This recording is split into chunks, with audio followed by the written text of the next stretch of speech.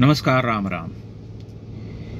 Hindi cinema का हिंदी भाषा से क्या कोई संबंध रहा है? क्या कोई अन्योन्याश्रय संबंध, एक दूसरे का पूरक जिसे हम कहते हैं, चूंकि वह हिंदी सिनेमा कहा जाता है तो उसका संबंध तो हिंदी भाषा से ही होना चाहिए। इस पहलू पर बहुत गंभीरता से विचार किए जाने की आवश्यकता है। आप बहुत शुरू से हिंदी सिनेमा का इतिहास उठा करके देखिए। जिस समय हिंदी सिनेमा ने करवट लेना शुरू किया, जिसे हम परिवर्तन कहते हैं 30-40 के दशक से, उसी समय हिंदी भाषा साहित्य का भी अभ्युदय जो है एक नए रूप में हुआ। छायावाद का काल चल रहा था और हिंदी के 4 बड़े कवि उस समय प्रतिष्ठित थे: जयशंकर प्रसाद, सूर्यकांत त्रिपाठी निराला, महादेवी वर्मा और सुमित्रानंदन पंत। उनके अलावा दर्जनों बड़े कवि थे हिंदी में जो छायावाद से उस तरह से जुड़े हुए नहीं थे, लेकिन कविता, साहित्य लेखन, कहानी लेखन या अन्य विधा में बहुत बड़ा योगदान कर रहे थे। बहुत अच्छे अच्छे गीतकार भी थे। लेकिन उनमें से कभी आपने किसी एक व्यक्ति के किसी रचना को हिंदी सिनेमा में स्थान दिए जाने की अगर बात सुनी हो तो मुझे बताएं। कोई अपवाद हो सकता है, लेकिन आप किसी को नहीं पाएंगे। कोई भी बड़ा साहित्यकार, किसी भी बड़े साहित्यकार की लिखी हुई कोई कहानी या कोई उपन्यास कभी कभार ही हिंदी सिनेमा में स्थान पाता रहा। गोदान पर फिल्म बनी थी, शायद गबन पर भी फिल्म बनी थी, लेकिन अचर्चित रह गई। सत्यजीत राय ने, जबकि वो बांग्ला फिल्म मेकर थे, सत्यजीत राय ने हिंदी की 2 कहानियों पर प्रेमचंद की फिल्में बनाई, एक शतरंज का खिलाड़ी, दूसरी सदगति।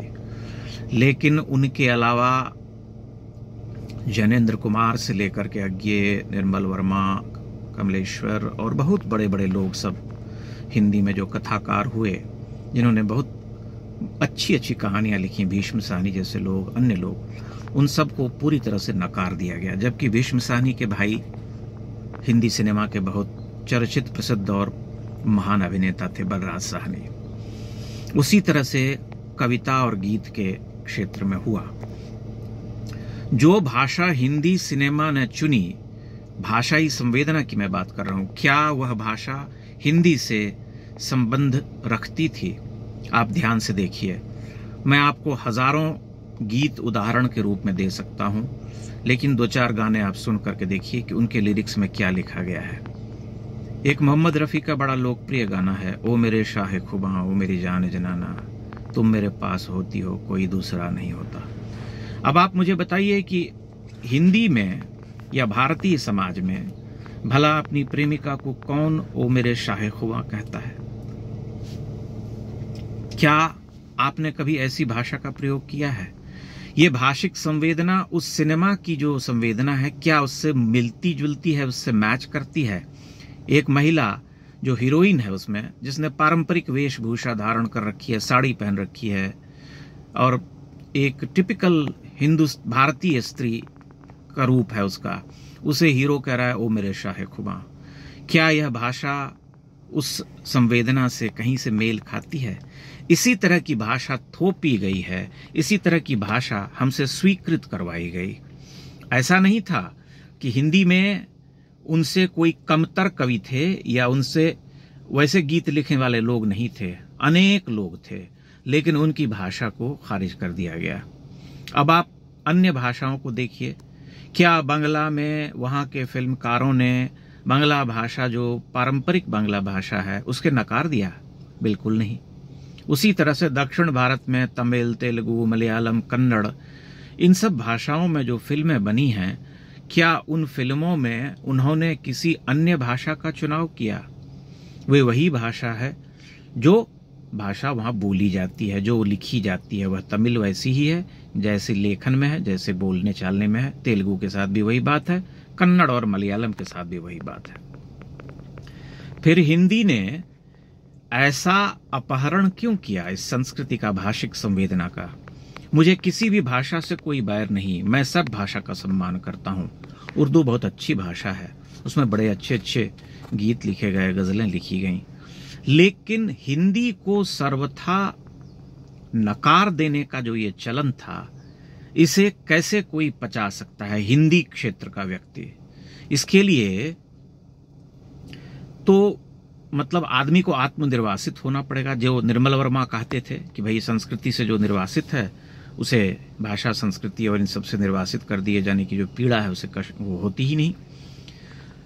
आप ध्यान से देखिए, जितने बड़े बड़े गीतकार हैं उनमें से दो चार अपवाद को छोड़ करके जिन्होंने जीवन में कभी कुछ ऐसे गीत रचे जिसे आप कह सकते हैं कि मूलतः खड़ी बोली या आधुनिक हिंदी भाषा में है, अन्यथा वे सारे के सारे गीत उसी हिंदुस्तानी जुबान में हैं जिसमें उर्दू शब्दों का बाहुल्य है।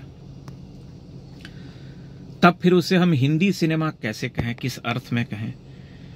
आप एक आध उदाहरण देखेंगे सिनेमा के संगीतकारों में जिन्होंने हिंदी के गीतकारों को स्वरबद्ध करने का प्रयास किया। उनमें सबसे अग्रणी है जयदेव, जिन्होंने जयशंकर प्रसाद से लेकर के हरिवंश राय बच्चन और अन्य लोगों को स्वरबद्ध किया और बहुत सुंदर तरीके से किया। जयशंकर प्रसाद की अमर रचना तुमुल कोलाहल कल हमें, मैं हृदय की बात रे मन, इसे आप सुनिए, ये YouTube पर पड़ा हुआ है, इसे आशा भोसले ने गाया है, बहुत ही सुंदर गाया है और इसकी धुन कितनी अच्छी बन पड़ी है इसे आप अनुभव कर सकते हैं। यह एक उदाहरण भी है कि हिंदी के जो महान गीतकार थे, कवि थे, उनकी रचनाओं को अगर धुन में बांधा जाता तो कितना सुंदर होता और कितना हम उसे आत्मीयता का अनुभव करते, लेकिन उन्हें पूरी तरह से उपेक्षित किया गया, जिसे हम कहते हैं कि घोर अन्याय। तो उस भाषिक संवेदना का चुनाव जो हिंदी की संवेदना नहीं है, उसे हम हिंदी फिल्म से जोड़ करके देखते हैं, लेकिन फिर हम कैसे कहें कि वह हिंदी सिनेमा है या हिंदी सिनेमा की भाषा है, जिसमें हिंदी के विकास को पूरी तरह से दरकिनार किया गया, खारिज कर दिया गया, निरस्त कर दिया गया और एक ऐसी भाषा का चुनाव किया गया जिसे हम कहने के लिए बोलचाल की भाषा कहते हैं, लेकिन उसमें बड़े कठिन उर्दू और फारसी शब्दों का समावेश है। बड़े कठिन उर्दू और फारसी शब्दों का समावेश है तो मुझे उससे कोई समस्या नहीं, लेकिन तब फिर आप संस्कृत के शब्दों को क्यों त्याग दिए, आपने हिंदी के शब्दों को क्यों त्याग दिया, ये कहकर कि ये कठिन है, या उन्हें बड़े बड़े कवियों की रचनाओं को या उन्हें कभी शामिल करने का प्रयास क्यों नहीं किया। हरिवंश राय बच्चन का ही उदाहरण देता हूं, वो तो बंबई में ही रहते थे, अमिताभ बच्चन के पिताजी थे, हिंदी के इतने सुप्रसिद्ध लोकप्रिय कवि थे, मंच के सबसे बड़े लोकप्रिय कवि थे, लेकिन उन्हें भी हिंदी सिनेमा ने कोई खास मान नहीं दिया। 2-3 गाने उन्होंने लिखे हैं। आलाप फिल्म का एक गाना है कोई गाता मैं सो जाता, और एक सिलसिला का बहुत रद्दी सा गाना है रंग बरसे। लेकिन हरिवंश राय बच्चन बड़े समर्थ गीतकार थे, बड़े समर्थ कवि थे। उनकी बहुत सारी कविताओं को आप पढ़ते हुए ऐसा अनुभव करते हैं और उनसे ये काम करवाया जा सकता था, लेकिन उपेक्षा की गई। उसी तरह से हिंदी के किसी अन्य बड़े कवि को कभी भी जोड़ने का प्रयास नहीं किया गया, बल्कि आप देखेंगे कि मुंबई में एक समय में बहुत बड़ी बड़ी महफिलें होती थीं और पाकिस्तान से शायर बुलवाए जाते थे। फैज साहब को सम्मानित करने के लिए वहां बुलाया जाता था, लेकिन आपने कभी नहीं सुना होगा कि अज्ञेय को सम्मानित करने के लिए बंबई की फिल्म इंडस्ट्री ने कभी बुलाया, निराला को बुलाया या पंत को बुलाया या महादेवी वर्मा को सम्मानित किया। कभी नहीं, ऐसा नहीं हुआ होगा, कभी हो ही नहीं सकता था, क्योंकि वे अपने आप को उनसे अलग मानते थे, उनसे एक दुराव की स्थिति थी। जिसे हम कहते हैं हिंदी सिनेमा, उसका हिंदी भाषा और साहित्य से एक तरह से कोई संबंध नहीं था। आप ध्यान से इस पहलू पर विचार कीजिए। मूढ़ होकर के उन गानों का, उन फिल्मों का बहिष्कार करने की आवश्यकता नहीं है, लेकिन मनन और चिंतन अवश्य करना चाहिए कि हम जिसे हिंदी सिनेमा कहते हैं, क्या वह हिंदी सिनेमा था वाकई? बहुत बहुत धन्यवाद, प्रणाम।